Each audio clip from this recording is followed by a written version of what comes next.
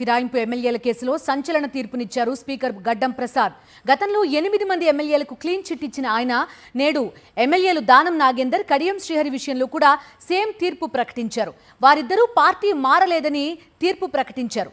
Speaker నిర్ణయం పట్ల దానం, కడియం సంతోషం వ్యక్తం చేయగా ఇది ప్రజాస్వామ్యంలో చీకటి రోజని ప్రకటించింది బీఆర్ఎస్. సుదీర్ఘంగా కొనసాగిన తెలంగాణ ఎమ్మెల్యేల ఫిరాయింపుల కేసు కథ ఎట్టకేలకు ముగిసింది. దాదాపు 6 నెలల పాటు విచారణ కొనసాగింది. 2025 సెప్టెంబర్ 29 నుంచి విచారణ మొదలవగా నేటితో ఈ మొత్తం ప్రక్రియ పూర్తయింది. గతంలో 8 మంది ఎమ్మెల్యేలకు స్పీకర్ గడ్డం ప్రసాద్ క్లీన్ చీట్ ఇవ్వగా నేడు మిగిలిన ఇద్దరికి క్లియరెన్స్ ఇవ్వడంతో స్పీకర్ పరిధిలో ఈ కేసు ముగిసింది.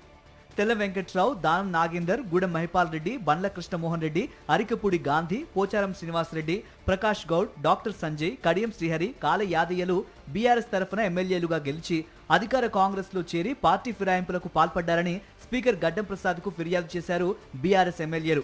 ఈ కేసును విచారించేందుకు మొదట స్పీకర్ అనాసక్తి చూపించడంతో బీఆర్ఎస్ ఎమ్మెల్యేలు కోర్టుకు వెళ్లారు. ఈ నేపథ్యంలో సుప్రీంకోర్టు 3 నెలల సమయం ఇచ్చి తీర్పు ప్రకటించాలని స్పీకర్ గడ్డం ప్రసాద్ ను ఆదేశించింది. దీంతో విచారణ మొదలుపెట్టారు స్పీకర్.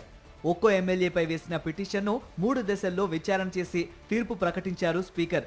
గతంలో 8 మంది ఎమ్మెల్యేలకు సంబంధించిన కేసుల్లో ప్రకటించిన తీర్పులాగే కడియం శ్రీహరి, దానం నాగేందర్ కేసుల్లో కూడా ఈ ఇద్దరు పార్టీ మారారని నిరూపించడానికి ఆధారాలు లేవని పిటిషన్లను డిస్మిస్ చేశారు. స్పీకర్ తీర్పుపై ఎమ్మెల్యేలు కడియం, దానంలు సంతోషం వ్యక్తం చేశారు. తాను బీఆర్ఎస్ పార్టీలోనే ఉన్నానని, కానీ బీఆర్ఎస్ సిద్ధాంతాలు నచ్చక పార్టీకి దూరంగా ఉంటున్నారని ప్రకటించారు కడియం. నియోజకవర్గ అభివృద్ధి కోసం కాంగ్రెస్ తో కలిసి పనిచేస్తే తప్పేంటని ప్రశ్నించారు కడియం. బీఆర్ఎస్ పార్టీ వాళ్లకు ఈ తీర్పు రుచించకపోవచ్చు, కానీ స్పీకర్ పైన ఆరోపణలు చేయడం, అభాండాలు వేయడం మానుకోవాలని చెప్పి నేను ఈ సందర్భంగా తెలియజేస్తున్నాను.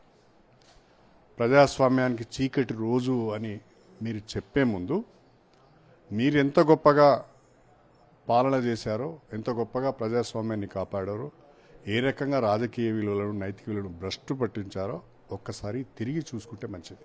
ఎంపీగా పోటీ చేయడం తన వ్యక్తిగత నిర్ణయం అని, తాను మరో పార్టీ సభ్యత్వం తీసుకోలేదన్నారు ఎమ్మెల్యే దానం నాగేందర్. తనకు బీ ఫారం ఇచ్చింది కేసీఆర్ అని, ఏదైనా ఉంటే కేసీఆర్ కు సమాధానం చెప్తా కానీ మిగతా నేతలకు సమాధానం చెప్పాల్సిన అవసరం లేదన్నారు దానం. నేను ఫండమెంటల్ రైట్ ని క్వశ్చన్ చేసే అధికారం ఎవరు ఇచ్చారని చెప్తున్నాను. ఇప్పుడు కూడా నేను ఎవరు కౌశిక్ రెడ్డి ఎవరు అండి, ఆయనకేం సంబంధం నా మీద, నా కేసేసుడు మహేశ్వర్ రెడ్డికి ఏం సంబంధం, పోయిన ఆయనే పార్టీ. నేను అందుకే చెప్పాను, ఈ బీజేపీ బీఆర్ఎస్ పార్టీ కలిసి ఉంది కాబట్టి ఈరోజు ఇన్ని రకాల నరకం అనుభవిస్తున్నారు వాళ్ళు. స్పీకర్ గడ్డం ప్రసాద్ ఇచ్చిన తీర్పుపై తీవ్ర స్థాయిలో అసహనం వ్యక్తం చేశారు బీఆర్ఎస్ నేతలు. కాంగ్రెస్ పార్టీ బీ ఫారంపై పోటీ చేసినా సరే ఎమ్మెల్యే దానం నాగేందర్ పై వేటు వేయకపోవటం ప్రజాస్వామ్యాన్ని ఖూనీ చేయటమే అని విమర్శించారు BRS working president KTR. Speaker తీర్పుపై మళ్లీ కోర్టుకు వెళ్తామని అన్నారు.